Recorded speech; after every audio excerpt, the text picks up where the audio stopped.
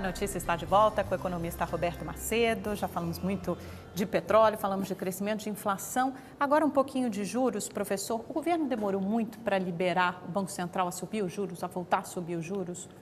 Olha, eu não acho que ele demorou. Acho que ele demorou e continua demorando a fazer a parte fiscal, entendeu? Porque Então o problema não eu é... sou a favor de manter o juro baixo. Eu acho que já até subiu muito, entendeu? Porque podia ser menor. Mas você tem, e aí eu volto a insistir, você tem que segurar o outro lado pelo qual você impulsiona a economia. Você não pode fazer as duas coisas ao mesmo tempo, principalmente com uma economia que está próximo do que a gente chama de pleno emprego. A taxa de desemprego é muito baixa, então ela está usando sua capacidade. Ou seja, as pessoas têm poder aquisitivo, né? As pessoas conseguem... Não é isso, é que a economia é que nem uma fábrica, né? Você está todo mundo empregado, ela está produzindo na sua capacidade, entendeu? Aí você continua dando um estímulo, né? Você não pode dar vários estímulos ao mesmo tempo, que aí gera inflação, entendeu? Que a produção não cresce na mesma proporção da demanda. Então... E é isso que precisa ser feito. Eu sou radicalmente contra você aumentar os juros porque você não está fazendo uma política fiscal coerente com a redução, entendeu? Eu acho que você tinha que procurar manter o juro baixo e administrar isso contraindo a demanda que vem do lado do governo. Ou seja, economizar, o governo gastar menos. E deixar o juro mais baixo. Mas cortar, por exemplo, já estão mais no final, né, desse programa de desoneração tributária, por exemplo. Aí ele já fez a parte dele, não deu grandes resultados, sabe? Não houve assim, muito estímulo. Quando você fala de desoneração da folha de pagamento, o empresário pode simplesmente passar a ter um lucro maior. E a política de desonerações de IPI, para linha branca, para automóvel, isso já está voltando, subindo gradativamente. Está subindo porque, inclusive, os estados e municípios estão gritando ainda, porque é feito às custas deles também. Já que eles levam a parte da arrecadação, hoje mesmo tem no jornal que eles estão ameaçando protestos, né, de prefeitos aí. Então, gastar menos, enxugar, como se fosse um orçamento... Não, mas não é você gastar menos, certo? Gastar menos, você teria que cortar salário, empregado. Como a economia vai crescendo, a arrecadação vai crescendo. Aí naquela parte que vai crescendo é que você tem condição de controlar. Ou você não aumenta o que você já estava gastando antes, ou você aumenta menos do que o crescimento da arrecadação. Aí você vai gerando um déficit menor, certo? E aí o déficit é que mede o impacto que o governo está tendo na economia. Se ele faz um déficit muito grande, certo? A economia é muito estimulada, ele tem que fazer um déficit menor. Agora, é uma ingenuidade a gente pensar que ele vai começar cortando na carne, né, essas despesas, porque elas, como você disse inicialmente aí na primeira parte, o orçamento já é meio engessado, você não tem muita coisa que cortar. Você pode cortar não aumentando as despesas à medida que a arrecadação cresce, você corta o déficit. Certo? Falando um pouquinho sobre finanças pessoais, que eu sei que essa é a sua especialidade, hoje em dia está escrevendo um livro sobre o assunto, né, professor? O dólar, por exemplo, o dólar subiu muito, deu um susto na gente, agosto, eu até estava viajando 2,45, quase me desesperei. Agora, graças a Deus, baixou um pouquinho, diminuiu, está em torno de 2,19, 2,20 por aí. Ainda é um valor mais alto do que a gente estava esperando. O que o consumidor pode fazer? Quem planeja a viagem de fim de ano, as férias, por exemplo? Aí é o seguinte, eu já fui pego no exterior com uma elevação do dólar muito alta, certo? E gastando em cartão de crédito. Chegou aqui, você estraga até a viagem. É um susto, né? Estraga a viagem. Você fica de mau humor assim uma semana. Meu conselho hoje, que eu procuro praticar, é o seguinte, você vai fazer uma viagem, certo? Aí você olha a taxa de câmbio, né? Aí você fala, eu posso custear essa viagem com os recursos que eu tenho? Posso. Então, você compra o câmbio existente. Depois, não olha mais a taxa de câmbio, certo? Para você não se arrepender ou depois ficar contando bravata que não dependeu nada de você. Então, fica, você vai gastar, compra os dólares, certo? Ou então leva aqueles cartões que os bancos estão vendendo agora. Pré-pagos, pré-pago, tudo, travel check, tem uns que nem vendem mais. Pois é. Agora, alguém vai me perguntar, mas isso é uma viagem de curto prazo, por exemplo, para as próximas férias, né? Que já está em cima aí, para fechar pacote e tudo. Agora, suponha que você vai juntar dólar para daqui a um ano você viajar, porque você não tem o dinheiro hoje, né? Aí já seria o caso de você comprar aos poucos, certo? Porque você, inclusive, não tem o dinheiro, né? Você pode fazer uma média da taxa de câmbio, média, você não certo? precisa arriscar tanto. Agora, eu diria que pelo que está aí na opinião dos analistas econômicos, eles estão achando que o dólar volta a subir no ano que vem, certo? Isso não é... Porque, por enquanto, o FED, o Banco Central americano, sinalizou que não vai encerrar essa política de Pois é, mas em estímulo algum momento ele vai encerrar. Mas imediatamente. agora, Vai demorar um pouquinho mais. Boa parte disso já foi antecipado também, certo? Porque as pessoas... O senhor acredita em um efeito maior, alguma consequência maior para a economia brasileira? Eu acho que vai ter uma... O real vai se desvalorizar, você vai pagar mais pelo dólar, mas não sei quanto, certo? Isso aí...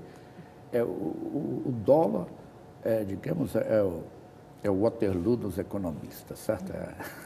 Você começa a chutar dólar, eles sempre te pregam a surpresa. E eu, naquilo que me afeta, são viagens, eu gosto de sair quando posso, tudo.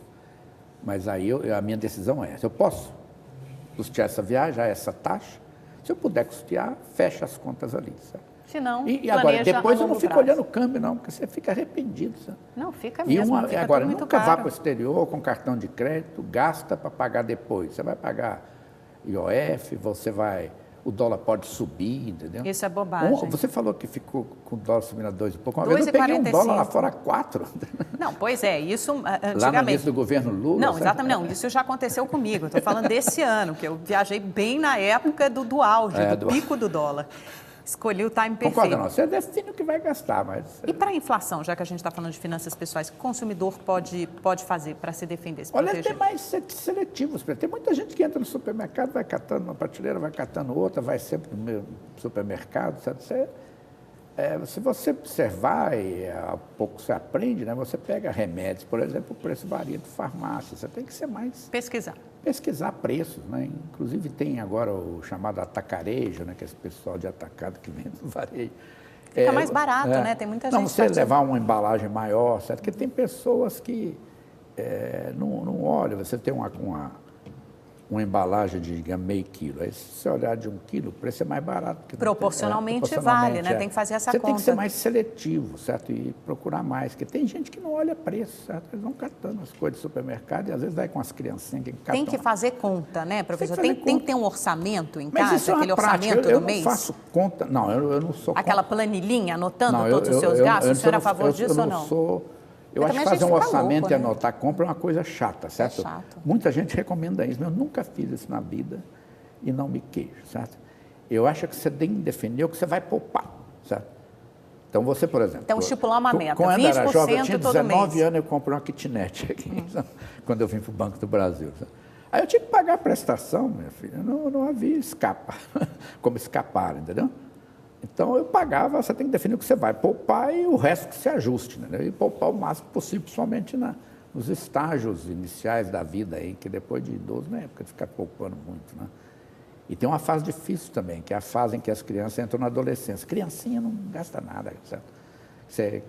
Coisinhas ficam felizes, mas a hora que o jovem começa a olhar uns para os outros, quer seguir a moda...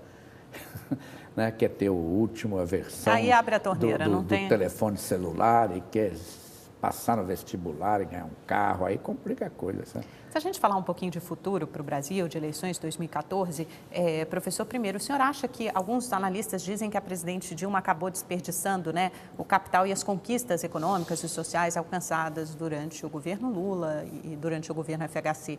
O senhor concorda com isso ou não? Como não, é que acho o senhor que avalia a avaliação do desempenho econômico aqui é muito personalizada e as coisas não são assim, sabe?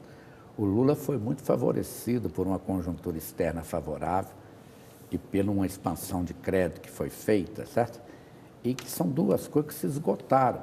Então, você não pode, você tem que ser justo, eu analiso a pessoa e as circunstâncias. Você não pode concluir daí que a taxa de crescimento é menor, que a presidente é mais ou menos competente que o Lula, que é incompetente. Isso não é justo, porque ela pegou o final desse ciclo, né?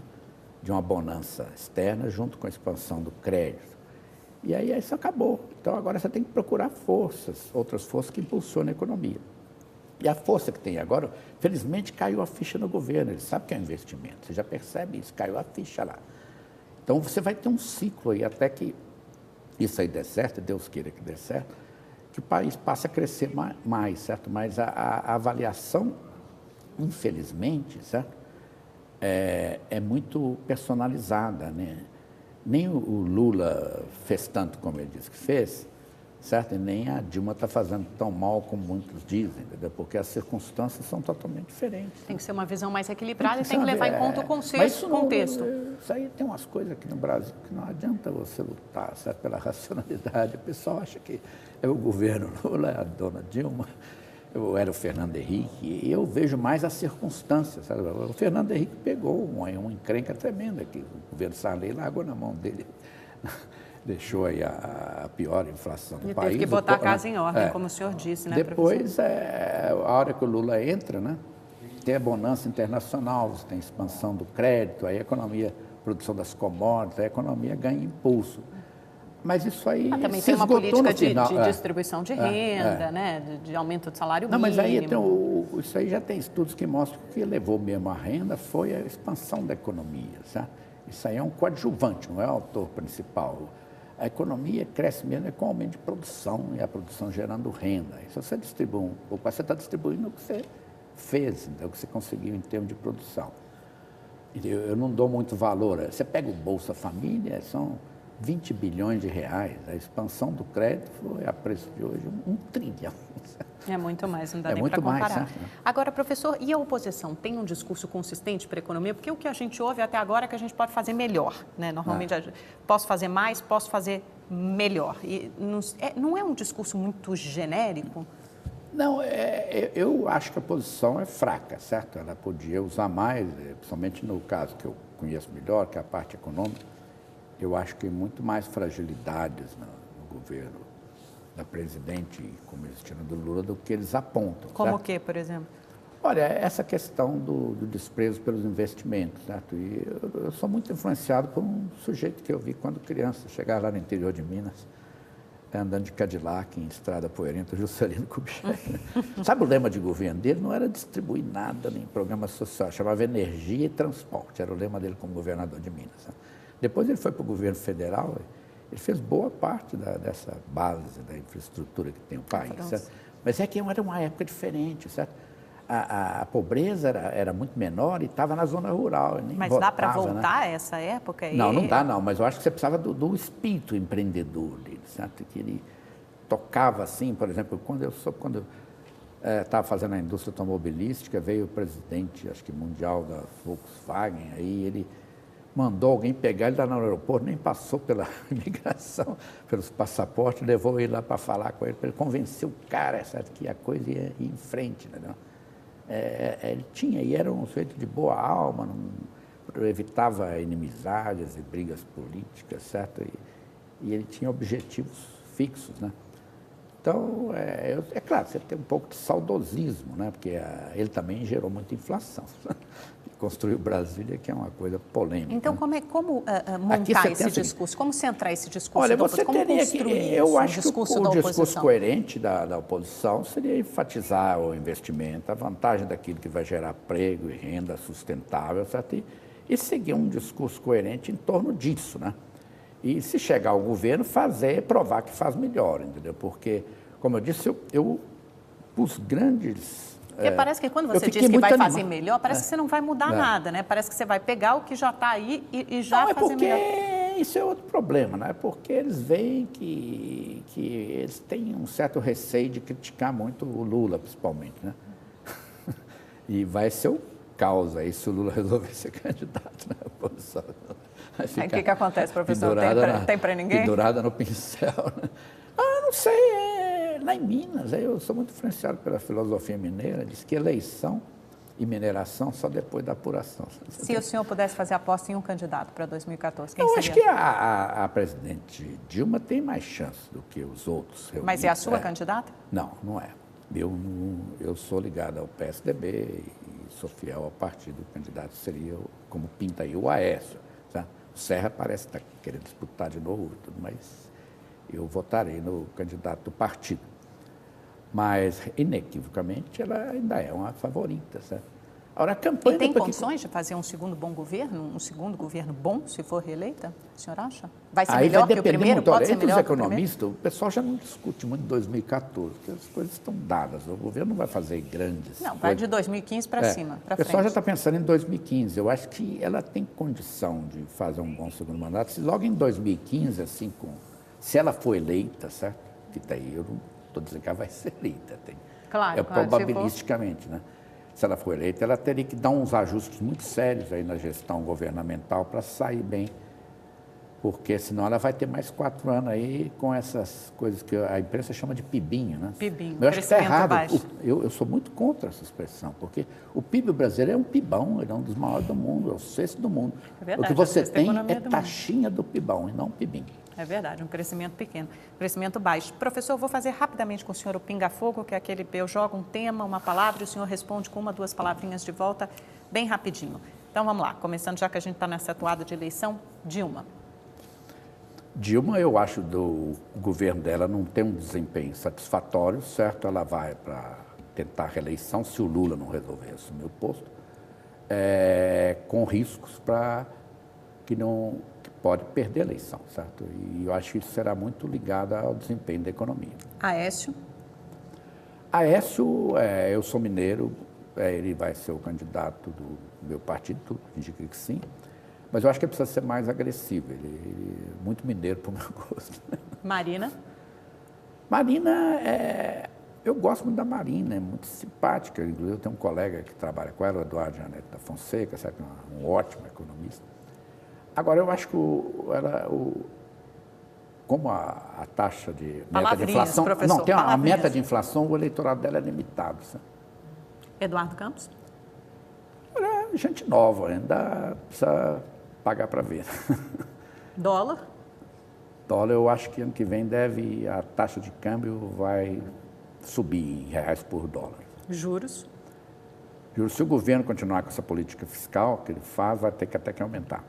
Finanças pessoais? Finanças pessoais, a minha regra que eu segui desde que eu era criança, poupar o máximo possível para você, quando chegar na minha idade, já não ter tanta necessidade de fazer isso. Descansar, né? Não, descansa não, eu continuo trabalhando. Não, mas sem tanta preocupação. Você não tem tanta preocupação, mas eu acho que eu atingi aquilo que os filósofos chamam de nirvana profissional. Sabe? Eu não vejo nenhuma diferença entre trabalhar e lazer, de modo que eu faço os dois. Trabalhando, eu acho que estou fazendo lazer e vida. Né? Brasil daqui a 10 anos. Olha, eu espero estar por aqui ainda, certo? E fiquei muito animado, porque minha mãe fez 100 anos. Família longeva, a genética Se é boa. Se eu herdei o DNA dessas, vão ter que me aturar há muito tempo. Se você olhar, e eu olhando assim, todo esse período que eu já vivi, o Brasil melhora, certo? Eu acho que daqui a 10 anos ele vai estar melhor. A minha angústia é que a velocidade é muito baixa, certo? Eu gostaria que fosse mais rápido. Professor, muito obrigada pela sua presença. Eu que agradeço o participado convite. Dessa 1 hora de e entrevista. O tempo que você me dedicou. Volte sempre, está sempre convidado. O A Notícia está terminando. Você pode conferir este e outros programas no site www.redetv.com.br/enotícia e também no nosso Twitter, que você vê aí embaixo. O endereço está aqui embaixo. Muito boa noite, uma ótima semana e até o próximo domingo.